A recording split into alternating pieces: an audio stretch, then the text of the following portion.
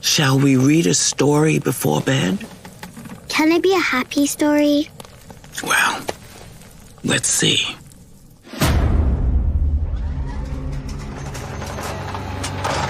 There once was a planet on the verge of destruction that people were killing with greed and construction. The people built factories, polluting the air, leaving animals homeless with only death and despair. The rivers were poisoned. The fish couldn't breathe. All the plastic smothered them in all of the seas. The planet was dying and nobody cared. The earth was dying and very, very scared.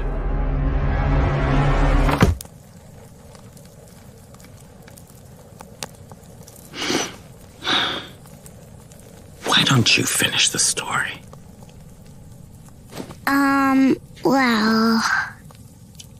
One day, the people realized that all of those things were very bad.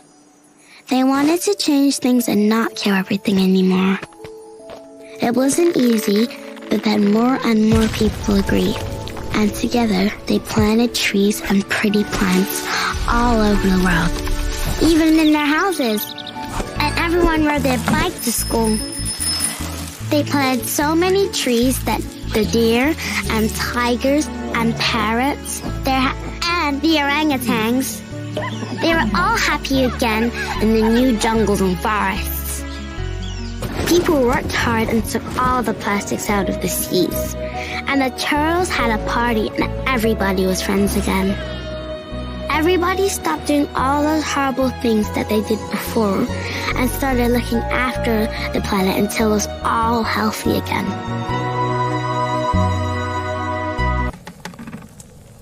That was a lovely story.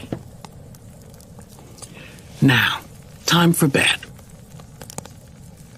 Did people try those things? Let's hope so.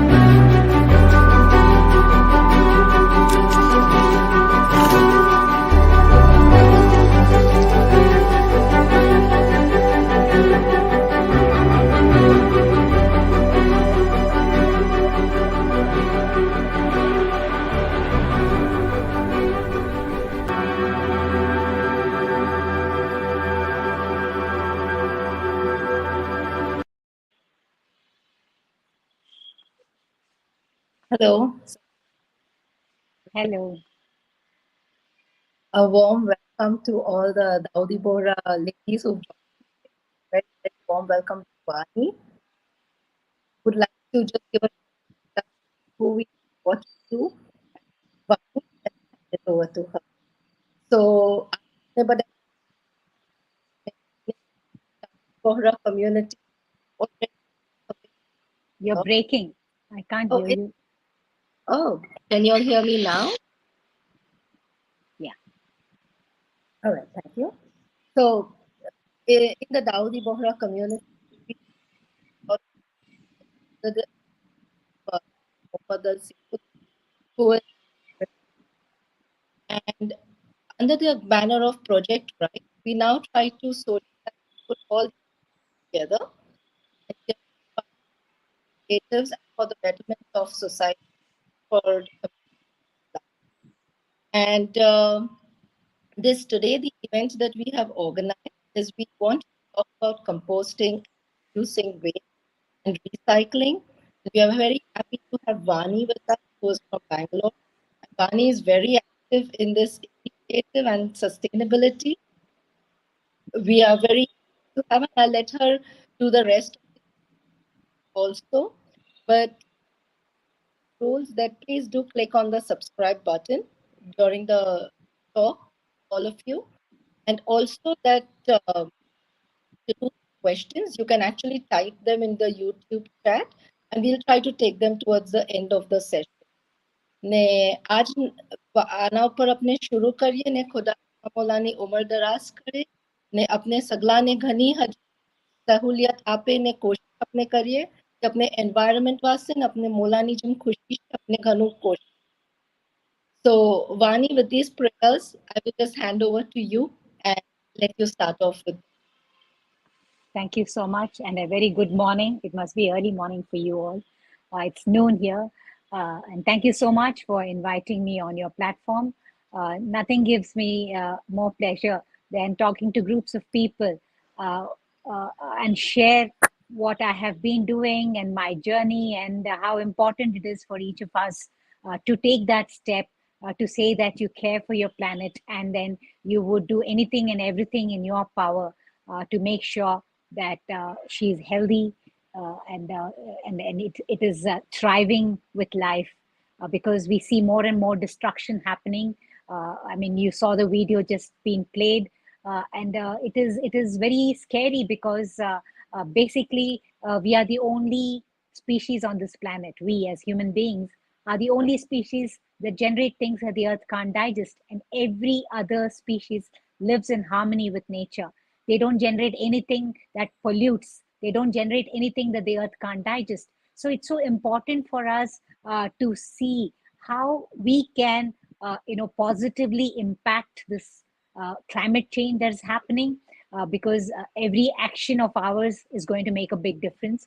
And since I am in the space of waste management, I could just talk to you all a little bit about, what are the best practices in managing your waste because waste is a humongous problem. We keep getting campaigns that we all look at videos and feel, oh my God, it is so horrible. I mean, who is throwing those, the bits of plastic that's ending up in the ocean or harming the life in the ocean, or it's ending up in the soil and will remain in the soil for a very long time. And so much of pollution is happening because of waste. So what is it that from where does that waste go? It goes from our homes, our usage. There are resources that we use, and after use we just discard, and we are not even mindful of what really happens to the things that we discard. So for me, my life changed when I met a group of people who were very concerned about the waste my city, Bangalore, generates. And we were looking at how we can get individuals to take responsibility of the waste they generate in their homes. That is how we started. And we looked at practicing, and for our practices started to become reality only after I visited the landfill. Landfill is outside Bangalore city. When we visited that, we saw the reality of the mess that we are creating. If we send our waste out in a mixed form, we not only lose resources, which could have gone back to recycling, but we are also polluting the planet. So then started, my journey into saying that I will take complete responsibility of the waste that I generate. I don't generate anything that I can't manage. So I really needed to look at how I'm living, my lifestyle. What is it that I generate constantly? So I did a waste audit in my home and found out what are the things that I generate and where can I divert it if I don't give it to the collection system, which will end up in the landfill or in the ocean. Because what happens in the landfill is very crucial for us to understand. Wherever we are in this world, everywhere waste is a humongous problem. If it is out of your home, it is not, it has to go somewhere. So there is no, where is that somewhere? Where is it going? So it ends up, as you all see, in oceans. It ends up contaminating the soil. It's somewhere, when you dig up soil, you only see plastic in the soil. And also it ends up in drains, into, it blocks the drains. It is also in the rivers and the lakes, even in the most beautiful mountains where we go for holidays, you see plastic everywhere. So it is everywhere. Today we are just so immersed in this convenience called plastic that we are not even mindful of the damage that we are causing. As an individual, what is my responsibility? So when I did my waste audit and also understood what happened in the landfill, because when it ends up in the landfill, you think they scientifically take care of it, but not all landfills are scientifically managed. They are dump yards. So in Bangalore city, outside Bangalore city, there were villages around, and there was this huge mountain of garbage, which every day the truck carries the garbage, dumps it, and they compact it, and then they make space for the next day. So it just grows like a huge mountain, and the stench is horrible.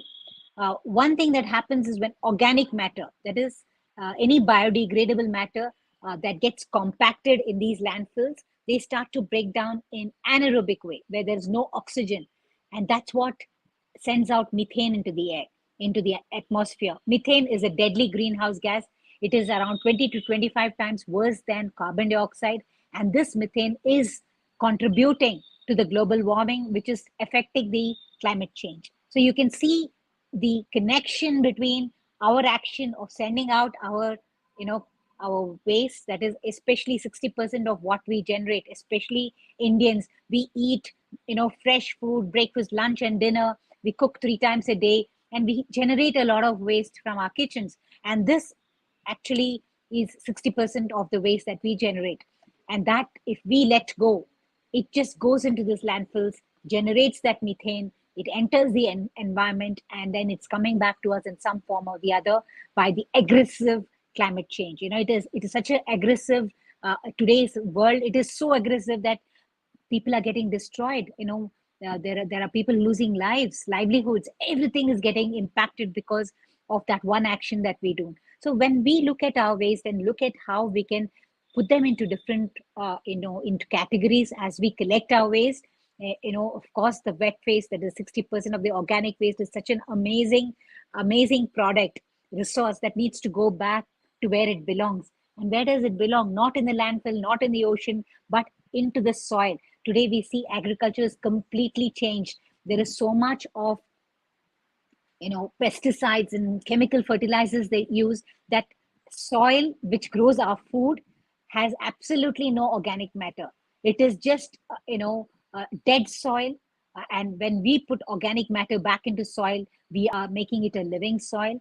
And that is one amazing daily action that we can do, that we hold back the waste that we generate from our kitchens, which is a fantastic resource. Instead of sending it out for it to pollute, we are making it into compost and putting it back into soil. So that's one big aspect that I will come to later. I'll show you small tips on how you can compost.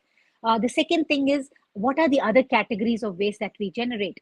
It could be, we all talk about the reduce, reuse, and recycle, but refuse has to come above all that, because today is a day where we are living our lives in convenience. Anything that is very convenient, we get addicted to it.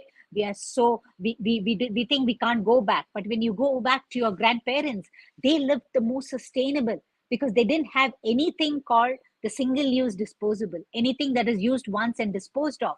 So the first thing is you have to reduce the amount of garbage that you generate. The second thing is then you manage it. Then you put it into different categories. You start collecting all your e-waste separately, hold it back till you find an agency that you can give it to. Then you have all the dry recyclables. Every bit of recyclable waste has to be collected and sent back to recycling. It is a circular economy that you feed. You're feeding livelihoods. Especially in India, we have very vibrant, recycling industry where a lot of rag pickers and waste workers work in that field. So we are looking at how we can help them giving clean waste, clean waste that is kept with us. We aggregate it and give it for them to sort and sell to the recyclers to make their livelihood. That is a circular economy that we feed into. And of course, there is one category of waste called the reject waste, which is sanitary waste, which is hazardous waste, which could be hurting somebody if they handle it, and that has to go into a different stream. So in Bangalore, we created different streams where waste is being sent away. When we segregate it in three ways, that is, two bin and one bag is our way of segregating. We put all the wet waste in the green bin.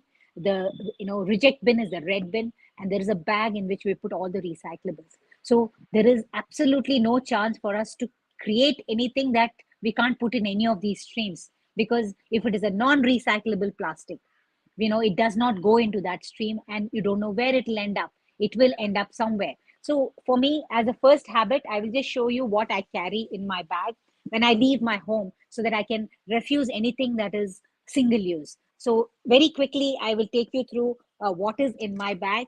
This is a bag that has been made by some women who make it with plastic that cannot be recycled. The shiny plastic cannot be recycled, and they make these bags. So this is an industry which is we are promoting. They make handmade, and it is a handloom industry. They weave plastic, they cut the plastic, weave the plastic, and they make it into bags. So in this bag, what do I carry? So I don't leave my home without my specs. I can't read. I need my sunglasses. Of course, I need my car key. I need my home key, my house key, so that I can come back to my home. And of course, I carry my bottled water, because this water is something that I need when I go out of the house. And this is a steel thing. I refuse to accept. For the past 8 years, I have not accepted one single bottled water. I always carry my bottle and refill it wherever I go, because this is resource used and used once, and it is discarded, and you don't even know if this is safe for us to eat. So I will say for us to drink. So this is something that I have completely avoided. So I carry my own.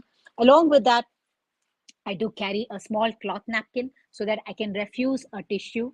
The tissue culture is like crazy, because we cut down trees to make paper and we make tissues, and then this just gets lost. It can't be even recycled because we use it to clean our hands and face and whatnot. So that's another thing. And then of course I carry a bag. If I open this up, it opens to become a big bag, and this bag is used to get my groceries. Whenever I leave home, I don't have to think, because it's always in my bag, so that I can refuse the plastic cover. They say the plastic cover, this is recyclable, this is biodegradable. I don't think this is still single use. You're using it once, but this is reuse. You're using it again and again and again. So the mantra should be again and again and again. What I can use again and again is what I need to practice in my life. And of course, I have my wallet, and there is a little pouch in which I have my cutlery. I have a cutlery pouch where I have a fork and a spoon, and I have a straw.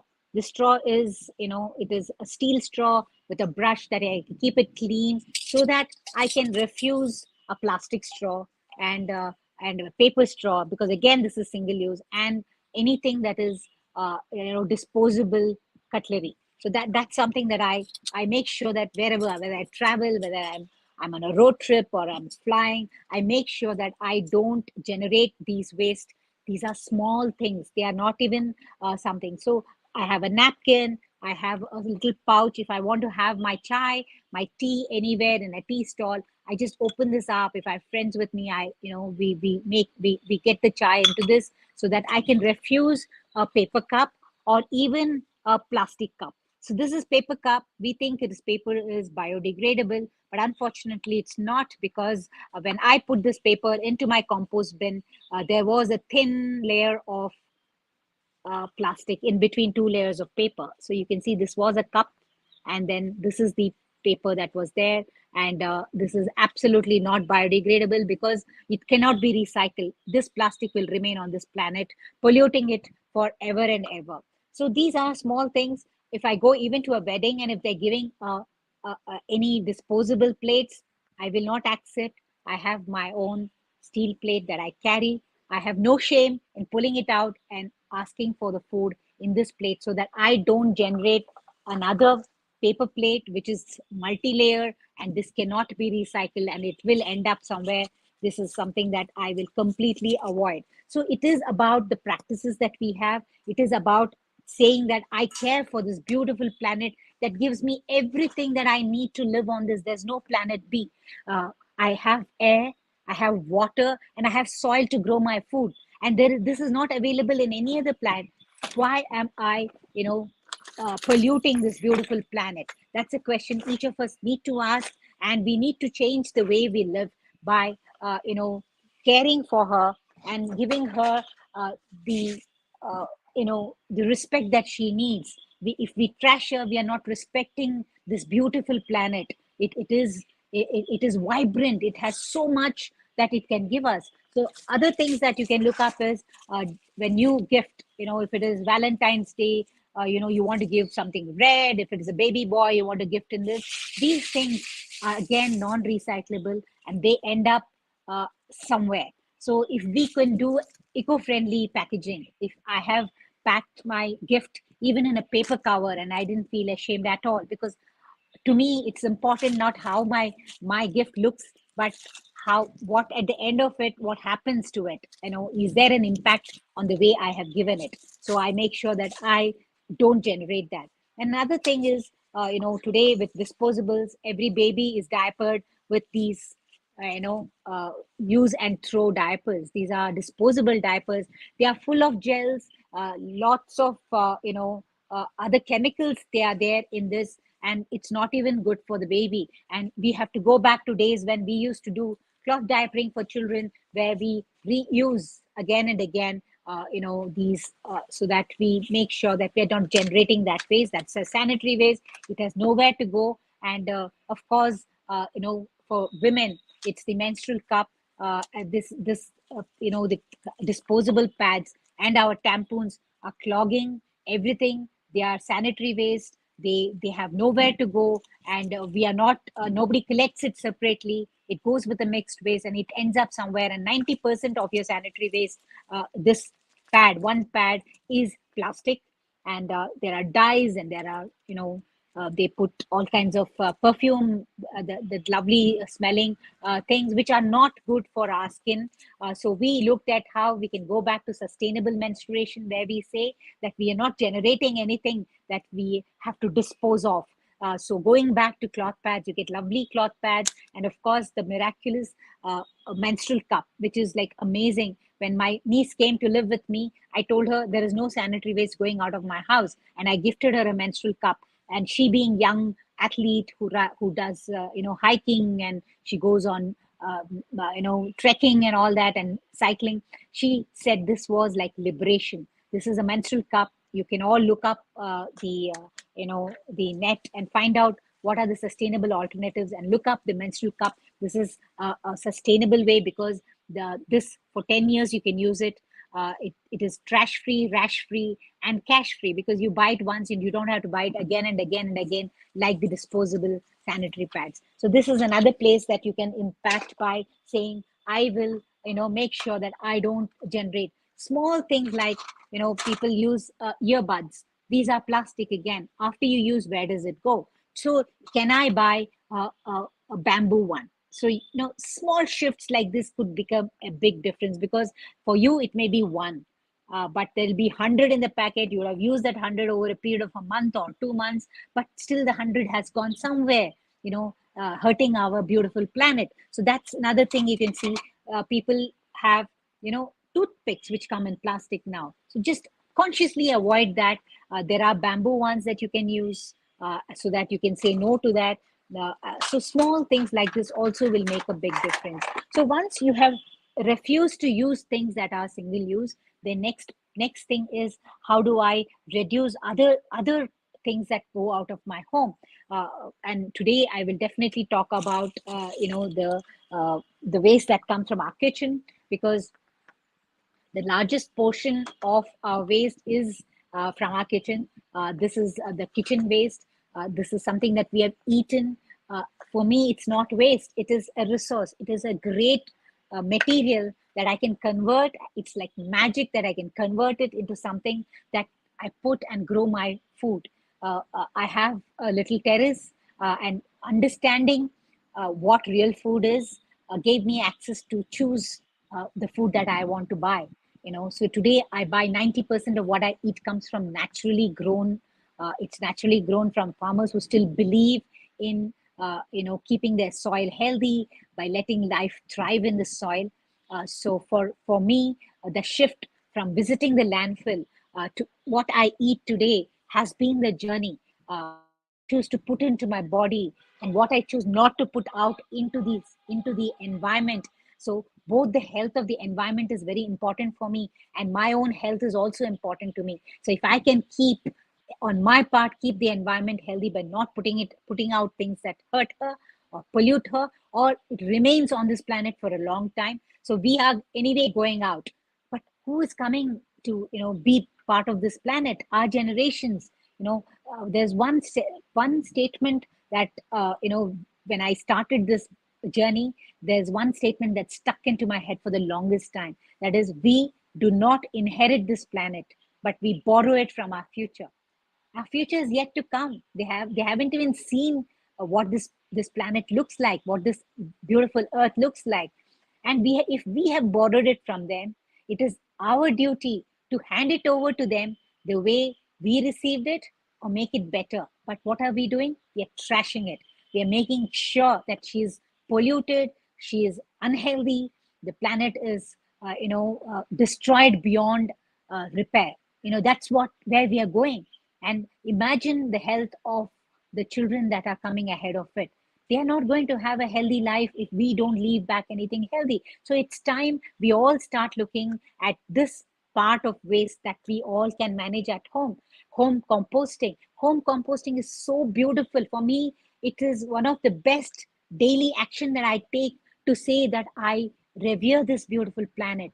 I regard this beautiful planet that gives us life to be something so sacred that I would not take this and dump on her, but I will create and put it back to where she can be healthy. The planet can be vibrating with life, because life in the planet is because there is organic matter in the soil. If soil gets destroyed, we will soon lose out life on this planet. That's for sure, because everything depends on the trees, the life in the soil, and the plants that grow from that life. So it is very simple. There are basic principles of composting. It's happening all the time in nature. You see in the natural world, if you go to a forest, we all love to go to forests which are still pristine, and the air that we breathe in the forest is so beautiful. You just move the forest floor, you'll see life under that. There'll be a lot of dry leaves on the forest floor, and you move it, you will see all kinds of bugs. You will see creepy crawlies, you will see earthworms, everything that is breaking down every bit of organic matter that falls on the floor of the forest, and it is converting it to nutrients and sending it back to the trees and the plants and to all the life on that in that area. So that is why we have to mimic that. We have to mimic that. Whatever we generate, we will make sure that it breaks down to become this amazing nutrients, which we feed to our soil, and we can grow our food. Just growing a few tomatoes, growing your greens, your spinach or your coriander, just growing them gives you such immense pleasure, because the effort that you have put, and you know that you have not put chemicals into it, you have not sprayed any pesticides that would have ultimately entered the food chain, and it comes back to us. Today we can see health is such a, lifestyle diseases have become such an like unbelievable proportions it has increased. Everybody has some problem with their hormonal issues, with their immunity. I mean, pandemic has shown that we are all low on immunity because we are not eating food that is nourishing us. Nourishment comes when you close the cycle of putting back organic matter into soil and creating that amazing life which breaks it down, and that nutrients enter the plant, and the plant gives us nutrient dense food which we eat, and then we are completing the cycle, and that's broken. So we have broken amazing chains that existed in nature. We are disconnected from nature, and we don't even understand what is the food that we are eating. If we just go buy it in the supermarket, we have no clue who grew it, how they grew it, and what went into it.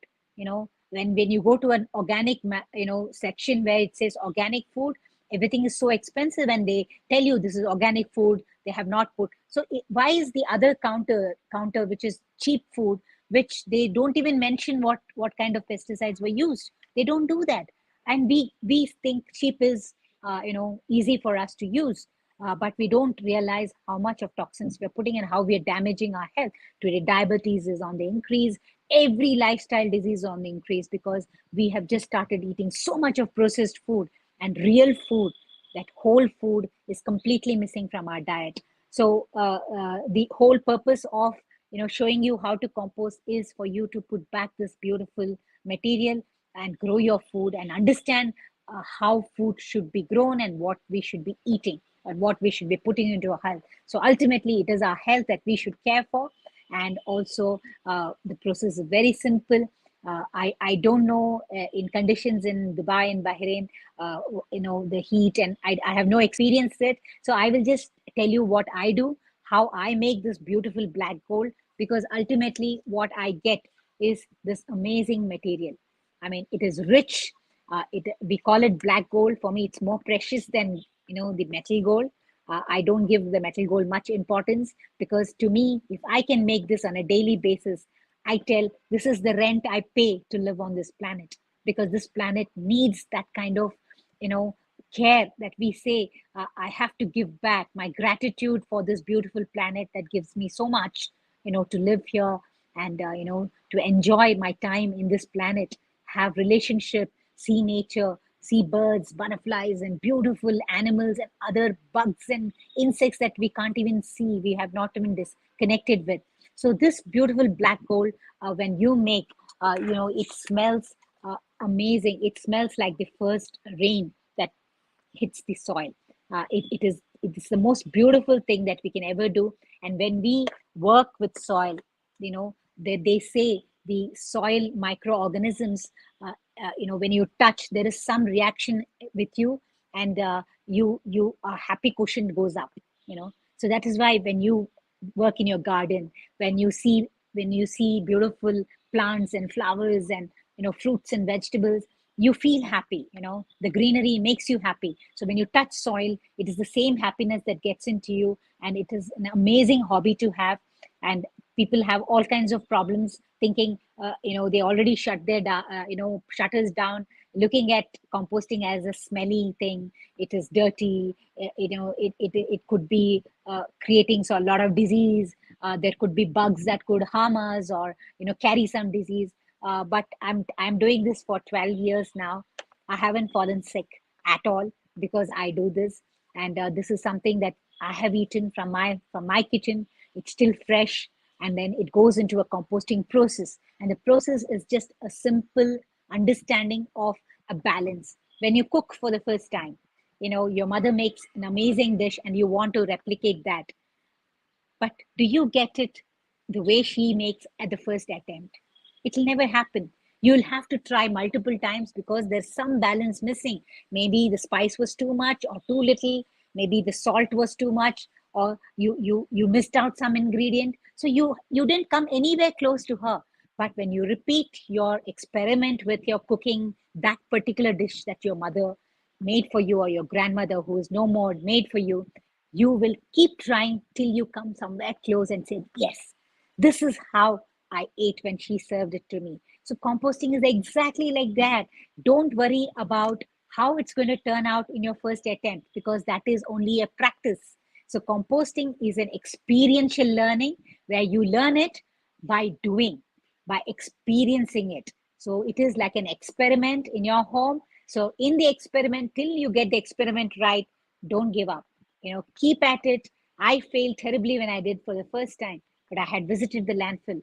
And my reason for continuing composting is I didn't want to send this out there to the landfill for, adding on to that mess. There's so much mess out there. There are villages who live there, and we are, having such a huge problem because of that.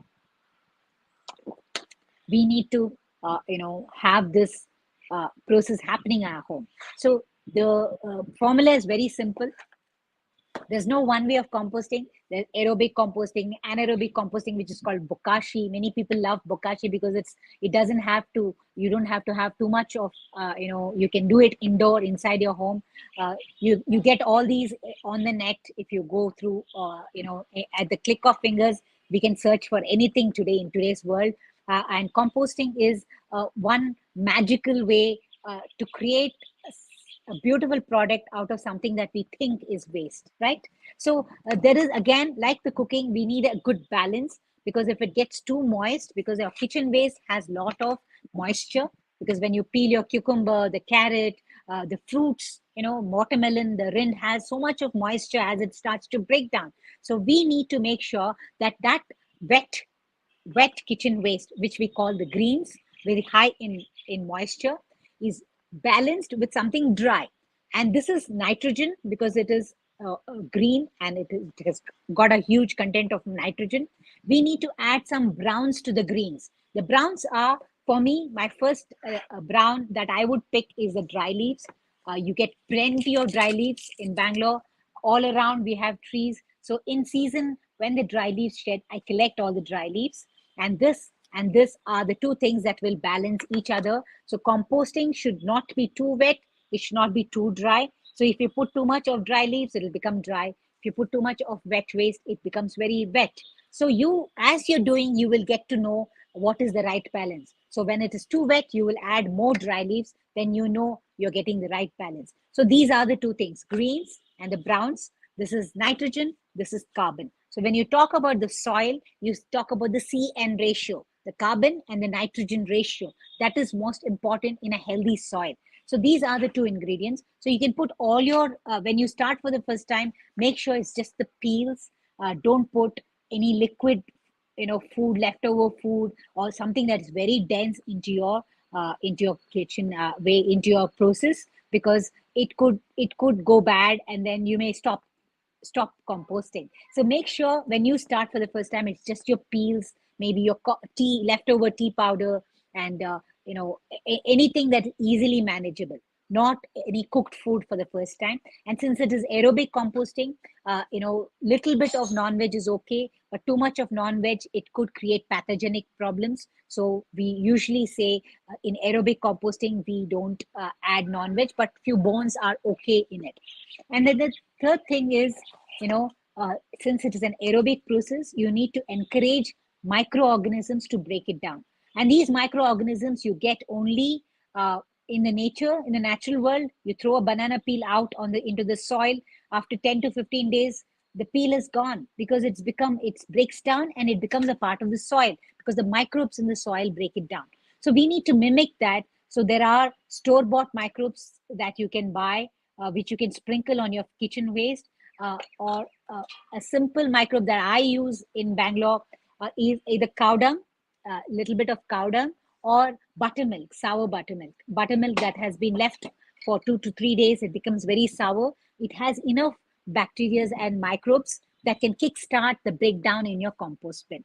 So that is the third thing, that you need microbes. Microbes will accelerate the breakdown, because when you start composting, you will always want to know when the compost will be ready. So to accelerate the process, you add microorganisms into it.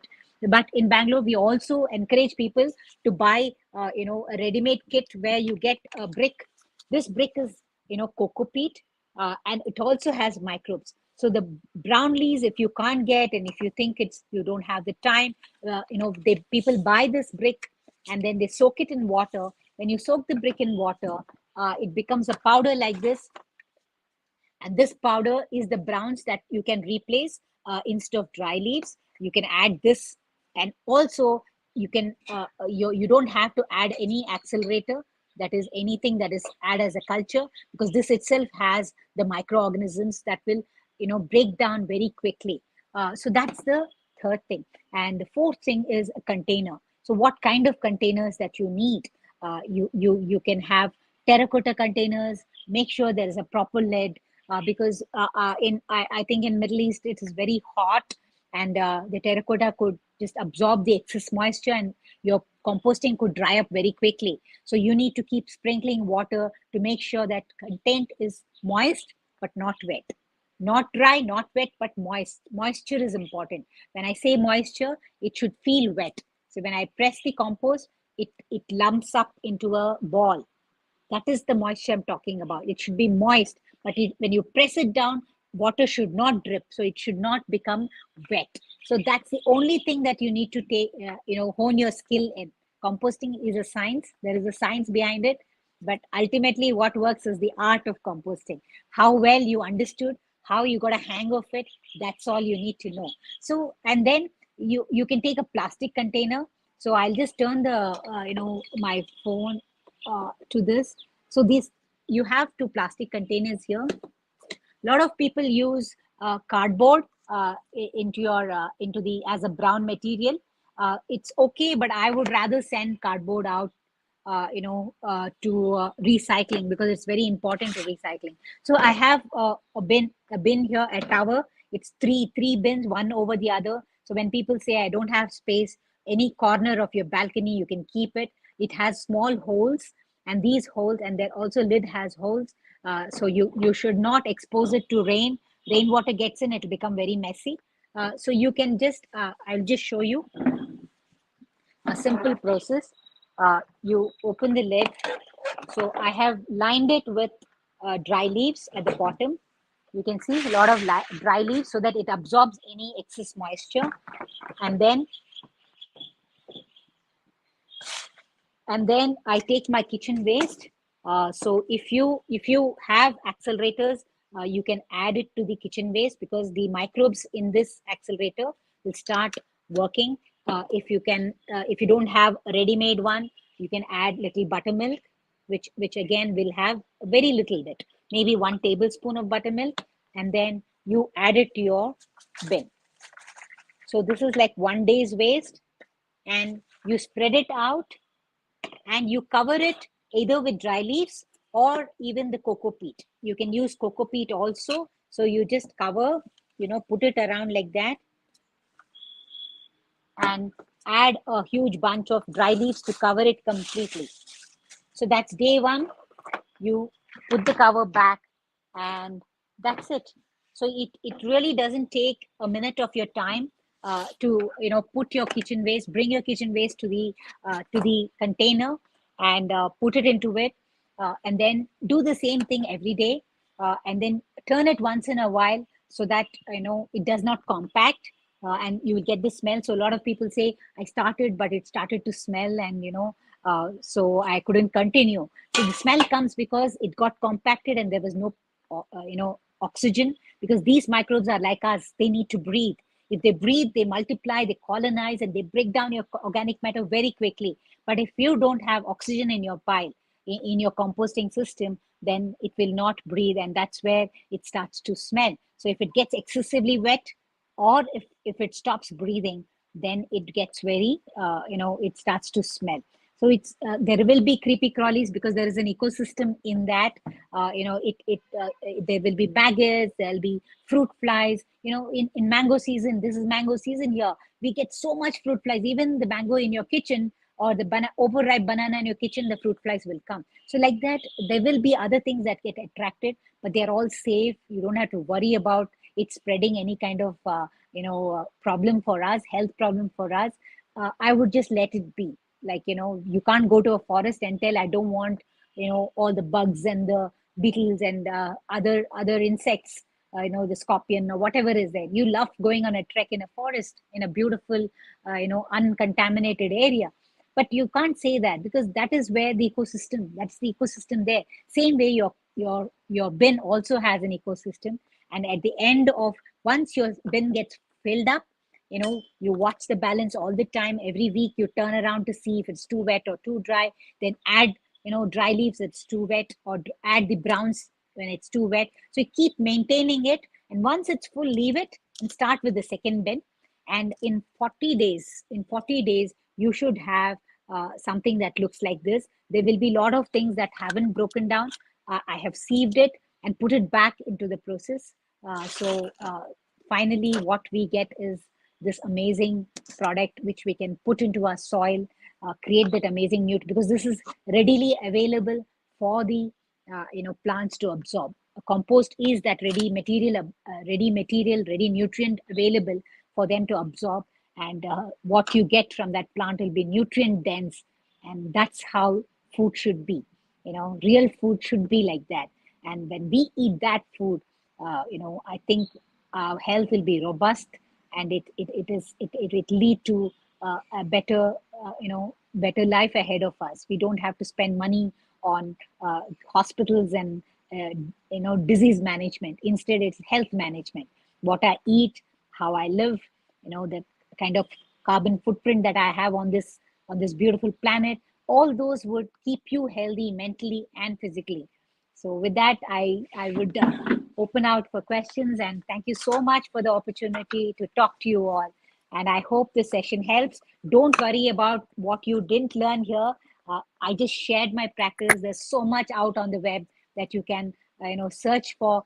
Start one practice at a time. Don't overwhelm yourself saying that, oh my God, so many things I have to change in my life. And so I have so much convenience. And how do I keep away that tissue? Because, we are so used to pull the tissue all the time. It is one practice at a time. Just feel good that you're doing something. And that practice should sustain you for the rest of your life. I don't think I will ever send one peel out of my house for the rest of my life, because I found that this enriches who I am. It makes me a better citizen on this planet, and I feel proud to be that part of the warriors who want to protect this planet. I don't want to fight anything. I want to be a warrior who protects the planet. And what I contribute to protect it is every action of mine. Does it impact in a negative way or in a positive way? That's all I'm analyzing constantly. And it's okay to forgive yourself if you have not done it sometime and you're not convenient at that time. But please pick up the habits back when the time comes, and don't stress and overwhelm yourself. These are all personal choices, and don't put it up on your family. If you have learned something, don't push it on your family. So it is them to choose what to do. So I can't choose for my husband or my children, but I can definitely talk about what I do and probably motivate them or inspire them. That's it. Yeah. Thank you so much. You have. I cannot hear you. Hi, I cannot hear you. Can you hear me I think now? you have to come forward. Yeah, you have to come forward. Yeah. So just the fact that, how you one person much of a difference, and these small things that we do, like we do use disposable plastic, will help all spoke about recycling. So just let you know that on the occasion project, You have to check if others can hear you, but I can't hear you. You'll have to check with others who can hear you, because I'm not able to hear you.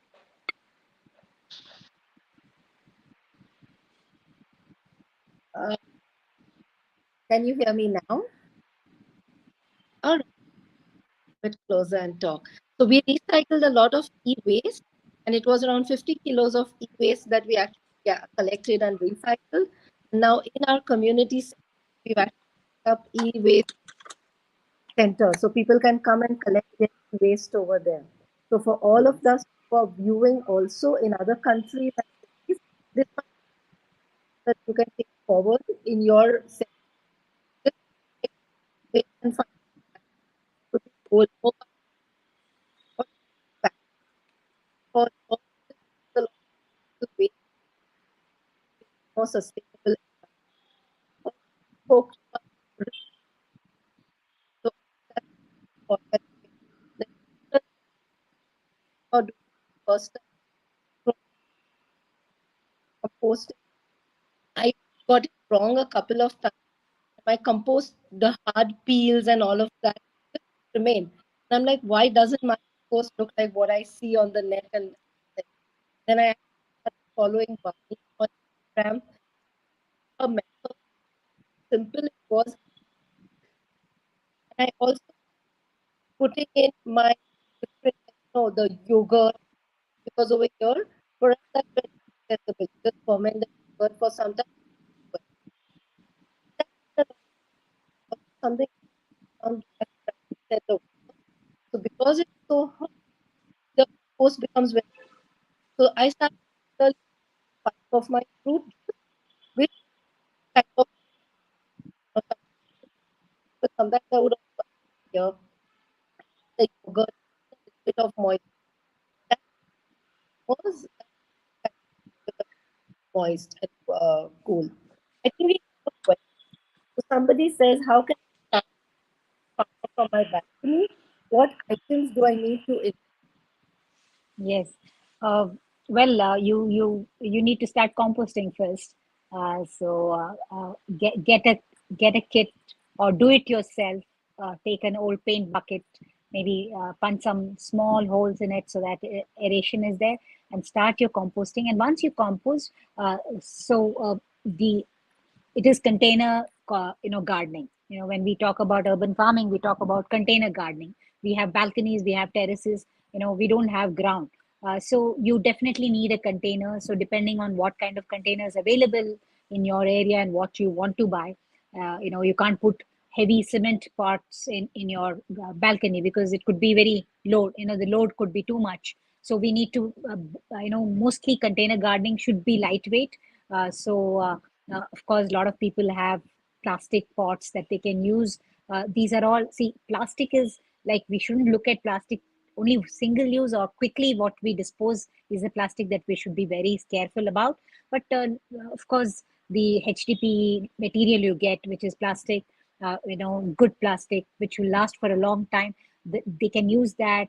Terracotta pots, you can make wooden boxes. So you can get whatever is available. So you need to have a soil mix along with your compost. So here we use, and also to keep the soil very airy and breathable, we add coco peat in the soil. So it's coco peat, soil, and compost as one. One part of each could become the soil mix. And then, of course, you need good seeds, or you can buy saplings if it's readily available. And urban farming is nothing but growing your food.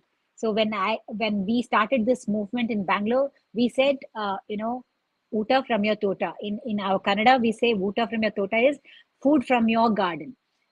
So when we talk about food, you should grow the food that you want to eat. So eat what you grow and grow what you eat. So that if you love to eat a lot of spinach, you can start trying with greens, because greens have the highest load of pesticides when it's sprayed in the market. So we can start off with greens, and then whatever you love, capsicums, tomatoes. So depending on, if you have 10 pots, you try. Again, you have to experiment. Sometimes it works, sometimes bugs will come, so you can't spray something. So how can I learn to make my own home, to use sprays that I use from which are harmless for the plant. And also, you have to be watchful. If you see the bug very early, with hand or with a brush, you push it off. So we have to have different kinds of ways to start becoming that little farmer that we can. Because I feel I was an urbanite, I never grew a single plant in my life, but I found a hidden farmer in me. Now I can grow whatever I want to eat, because I understood, or I connected to soil.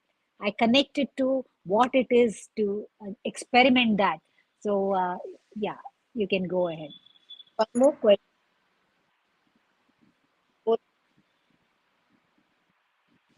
to mature. So it is depends on how different conditions. But ultimately, what you get, it's a mature one when it's dark in color, and it does not have any leftover what you have put. You don't see any material. It's completely broken down, and yeah, that's the one which is ready to go into soil. So the one which is not mature will still have something still that has not broken down to become that dark color. So it has to be dark in color, either dark brown or black.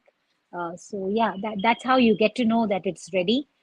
So for some people, when they put good accelerators, it takes 30 days. For some people, it could take 40 days. It could be the weather. In cold countries, it could take longer time, 6 months. In very hot conditions, it could dry up and it could stop composting. So when it, like how you said, Lamia, it dried, yours dried up. So it was not compost. It won't break down. So you need to sprinkle some water. So again, that balance needs to be maintained. Yeah. So that's the thing. If you put in a larger quantity, something like around 3 months, and what I've learned over the time is that if you keep, harder pieces like pomegranate and all, it takes longer. So when you seep it and you remove the compost out, Yes. with